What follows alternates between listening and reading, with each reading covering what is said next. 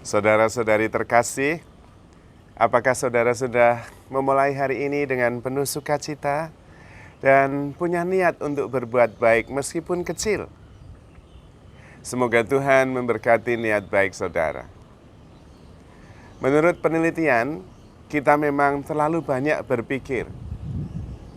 Banyak hal kita pikirkan dan sebetulnya tidak semuanya penting. Padahal berpikir itu merupakan aktivitas yang menghabiskan energi. Tidak heran kalau kemudian kita setelahnya merasa sangat lelah, padahal kita tidak buat apa-apa. Itu karena kita terlalu banyak berpikir atau overthinking. Sehari kita bisa berpikir sampai dengan 50-60 ribu pikiran. Dan 90% atau 95% bahkan dari yang kita pikirkan itu adalah pikiran yang sama yang kemarin kita pikirkan. Tentu kita kemudian tahu bahwa sebetulnya kita pasti akan melakukan hal yang sama juga. Dan karena itu kita bisa diprediksi. Dan karena itu lama-lama kita sendiri bosan kalau kita hanya berdasarkan pada pikiran. Maka perlu kita melakukan sesuatu yang membuat kita bersemangat, membuat kita lebih hidup. Apa itu? Mengurangi pikiran yang pertama. Yang kedua, melakukan sesuatu yang tidak biasa kita lakukan atau keluar dari zona nyaman. Yang ketiga adalah berempati.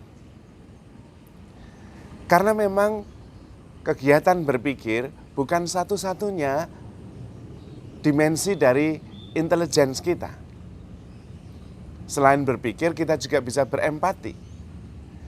Kita juga bisa mencintai. Itu juga kegiatan intelijensi kita, memahami. Maka mengurangi berpikir ada banyak cara. Pertama-tama dengan sadar. Baik kalau kita setiap hari entah mempunyai waktu 10 menit, di pagi hari 10 menit, di waktu malam hari, kita duduk, kita hening, kemudian kita sekedar sadar saja. Latihan kesadaran, menyadari pikiran yang berkecamuk macam-macam, biarkan saja, disadari saja. Keluar macam-macam, berbanyak pikiran yang muncul, biarkan saja. Diamati saja, disadari saja. Ini latihan yang sangat menolong untuk mengurangi pikiran. Kemudian latihan yang lain adalah melakukan sesuatu yang sampai kita sendiri lupa. Menurut penelitian neuroscience, otak kita bekerja paling baik justru ketika kita lupa siapa diri kita. Kapan itu terjadi? Terjadi ketika kita asyik dengan sesuatu yang kita kerjakan. Kalau saya menemukan yang saya sukai, yaitu latihan melodi gitar. Itu saya suka sekali. Apapun lagunya, saya akan coba latihan improvisasi dengan melodi gitar. Yang penting tidak pales. Kadang-kadang sengaja melakukan yang pales. Mencari kunci di mana saya harus main supaya bisa mengikuti melodi yang ada dan improvisasi. Tidak harus bagus, tapi kemudian saya terhanyut dalam permainan melodi saya. Dan sesudah itu saya merasa segar. Karena pada waktu itu saya berhenti berpikir. Saya sedang asyik mencari nada dan memainkan improvisasi yang membuat saya tenggelam di dalamnya. Tetapi banyak kegiatan yang lain yang bisa dilakukan. Misalnya lari atau bercocok tanam, berkebun, menanam sesuatu, menyiraminya, kita fokus di situ. Dan kita berhenti berpikir. Maka kemudian energi kita pulih kembali. Tidak habis oleh kegiatan yang berpikir terus-menerus tanpa henti. Kegiatan yang lain yang paling baik menurut saya adalah coba bertatap mata dengan anjing piaraan kita. Karena pada waktu itu kita berhenti berpikir dan berhadapan dengan individu yang tidak memberi penilaian kepada kita, tidak menilai. Karena anjing piaraan kita tidak punya konsep tentang kita, tidak menilai diri kita. Tetapi dia hadir sebagai entitas, sebagai pribadi sepenuhnya untuk kita. Di luar penilaian-penilaian yang biasanya kita terima. Dan pada waktu itu kita sendiri merasakan being dari anjing piaraan kita, dan kita juga merasa being di dalam diri kita makin bertumbuh. Bukan konsep.